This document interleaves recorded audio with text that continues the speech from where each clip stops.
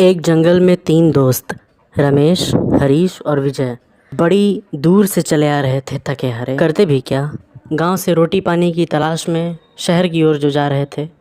भला किसका मन करता है घर से दूर जाने का। पर जब भाग्य ही दुर्भाग्य में बदल जाए तो फिर इंसान भला क्या कर सकता है।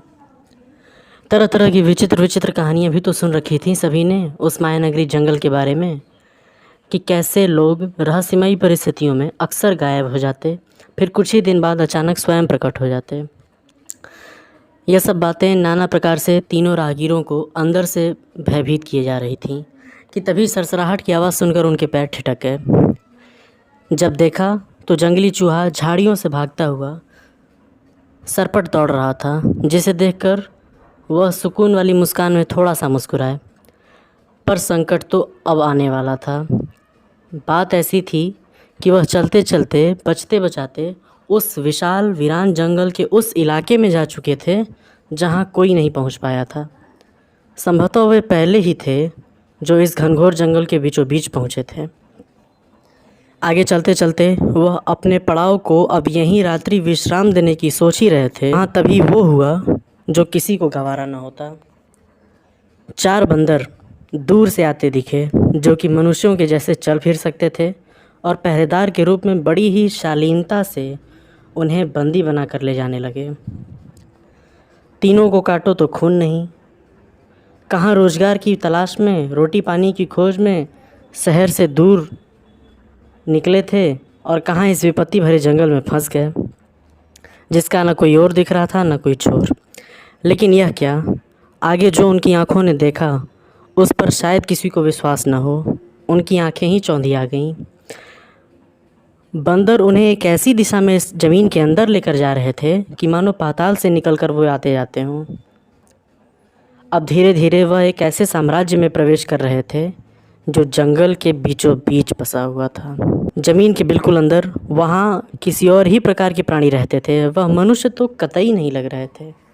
धीरे धीरे राजमहल करीब आते गया और वह राजा के सामने पेश कर दिए गए। आश्चर्यजनक रूप से राजा की भी भाषा वही थी जो उन तीनों की थी। यानी भाषा तो उनकी एक ही थी, पर उनके रूप अलग अलग थे। वे मनुष्य की तरह नहीं थे, कुछ अलग ही लग रहे थे। इसी पर राजा ने उनसे कहा कि अगर तुम्हें अपनी जान बचानी है तो उस दैवीय चमत्कारी सोने की अंगूठी को जंगल से ढूंढ कर लाना होगा, जिसके बदले में तुम्हें रिहाई मिलेगी। यह काम कोई पुण्यात्मा ही कर सकता है। राजा ने इस काम के चेताया भी इसके बारे में। इस काम में असफल हुए अन्य लोग, राहगीर मनुष्यों को भी हम तत्काल छोड़ देंगे अगर तुम इस कार्य में सफल हुए। राजा ने साथ में यह भी कहा। इतना सुनना था कि तीनों दोस्तों को कड़े पहरे में फिर से पातालपुरी से ऊपर जंगल की ओर लाया गया और तीनों को अलग अलग दिशाओं में भेजा गया। तीनों अलग अलग दिशाओं में चल निकले। तभी अचानक कड़कड़ाती बिजलियों के बीच दो चुड़ैलों की आवाज़ सुनाई दी। उन्होंने कहा कि तुम में से जो जीवित बच जाएगा वही इस कार्य में सफल होगा और इस शहर का सबसे धनी व्यक्ति बनेगा। परंतु क्या करें, अब यहाँ विधि की लीला और मनुष्य का स्वभाव दोनों ही इस राक्षसी हंसी और भविष्यवाणी के प्रभाव में रमेश और हरीश, तीन दोस्तों में से दो युवक, के मन में पाप और हिलोरे मारने लगा और ज़्यादा अमीर बन जाने की कोशिश में उन्होंने खुद ही एक दूसरे को मार डाला। उधर इन सब बातों से अनजान और अपने कर्तव्य पथ की ओर निष्ठा से बढ़ते हुए विजय ने अपने अच्छे कर्मों के प्रभाव से वह चमत्कारी दैवीय सोने की अंगूठी के अस्तित्व को महसूस किया और उसे प्राप्त किया। जैसे ही विजय ने अंगूठी छुई, एक दिव्य शक्ति प्रकट हुई।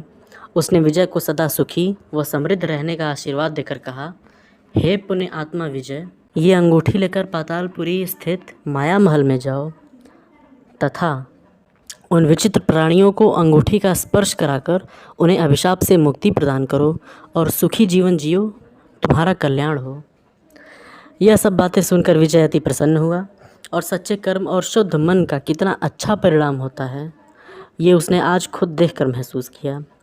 पाताल महल वापस लौटने पर राजा द्वारा भी उसे सम्मानित किया गया और बाकी सभी बंदी बनाए गए राहगीरों को मुक्त करके सकुशल वापस भेज दिया गया।